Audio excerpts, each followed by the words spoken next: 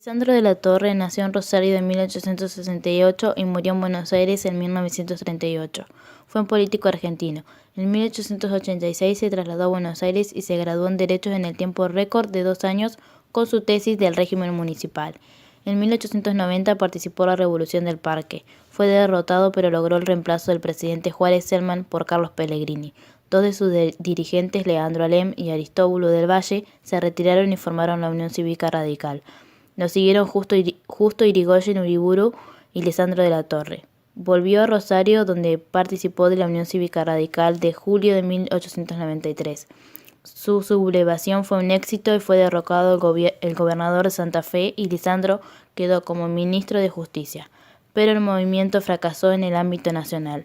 En 1896 murió Aristóbulo del Valle, por lo que Lisandro de la Torre quedó al frente de la fracción acuerdista de la Unión Cívica Radical, y ese mismo año se suicidó Leandro Alem, hecho que dejó a Irigoyen como jefe del sector intransigente. Al acercarse las elecciones de 1898, Lisandro de la Torre dirigió el diario El Argentino, en Buenos Aires, para juntar fuerzas que permitieran a la Unión Cívica Radical disputarle a Julio Roca la presidencia de la República.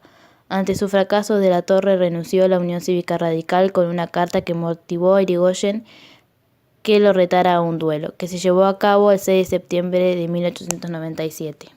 Regresó a su país y en 1907 fue presidente de la Sociedad Rural de Rosario y al año siguiente volvió a la política fundando la Liga del Sur, cuyo programa político, redactado por el mismo Lisandro de la Torre, preveía la reforma de la Constitución de la provincia de Santa Fe, la de colegio electoral y del Senado provinciales, la concesión a cada distrito rural del derecho a elegir en comicios sus autoridades policiales, su juez de paz y su consejo escolar, y la inamovilidad de los jueces. Con esta plataforma logró en 1911 ingresar a la legislatura provincial como representante de la minoría por el departamento de San Lorenzo, pero su actuación fue breve porque la provincia fue intervenida por disidencias internas entre la mayoría.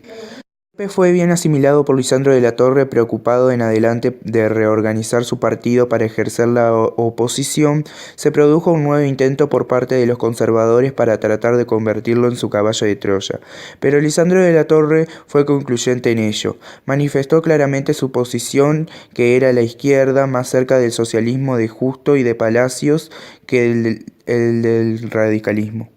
En 1922, ante las elecciones presidenciales, el Partido Demócrata Progresista presentó como candidato a una figura menor, y Lisandro de la Torre se reservó la candidatura de diputado por su provincia. Es así como volvió al recinto que había dejado en 1915 y ocupó un escaño hasta 1925, luego se retiró a la vida privada del campo. Sin embargo, poco antes del golpe militar del 6 de septiembre de 1930, Lisandro de la Torre regresó a Buenos Aires y se reincorporó a la actividad política.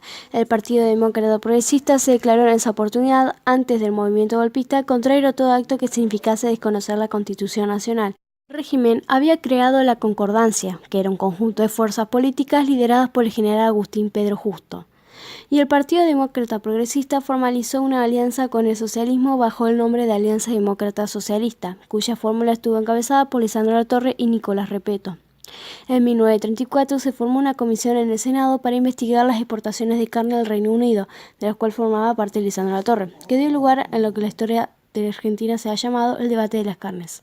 El pacto Roca-Rucinam entre Argentina y Gran Bretaña fijaba que un 15% del total de las exportaciones de carnes a ese país podían realizarse a través de frigoríficos argentinos, mientras las restantes debían procesarlas los ingleses. Esto creaba una situación de monopolio por parte de estos últimos que dañaba los intereses de los pequeños productores.